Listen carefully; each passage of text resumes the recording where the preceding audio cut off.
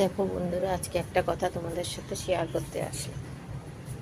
আমরা কোনো কাজ হওয়ার আগেই দেখবে একটা প্রবণতা থাকে কিছু বলবার। ধরো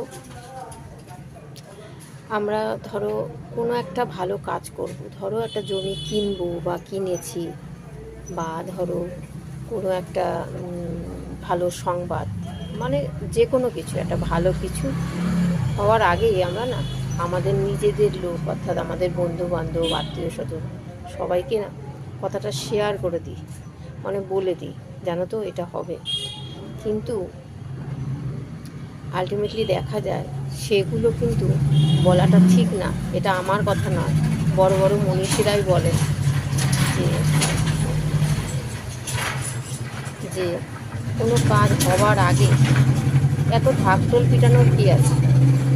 যেটা হবার যদি হয় সেটা সকলেই দেখতে পাবে, আর যেটা হবার না সেটা কেউই দেখতে পাবে না। এই যে প্রতিদিন সূর্য চন্দ্র ওঠে, তার জন্য কি তাকে বার্তা দিতে হয়, বলতে হয় আমি সূর্য আমি চন্দ্র? সেই রকম আমাদের কোনো ভালো কাজ হবার আগে সেটা কারোর সাথে শেয়ার না করাই ভালো। হলে তো সবাই জানতেই পারবে, তাই মুখ বন্ধ রাখা ভালো। আমরা সেটা পারি না, আমরা দেখবে বক বক করে আগে থেকেই বলবি। হ্যাঁ, এখানে হচ্ছে কথাটা বলা এই কারণেই, দেখো অনেকে ভালো মনে নেয় ব্যাপারটা, অনেকে হয়তো ভালো মনে নেয় না, কারণ মন তো আমি পড়তে পারবো না। তাই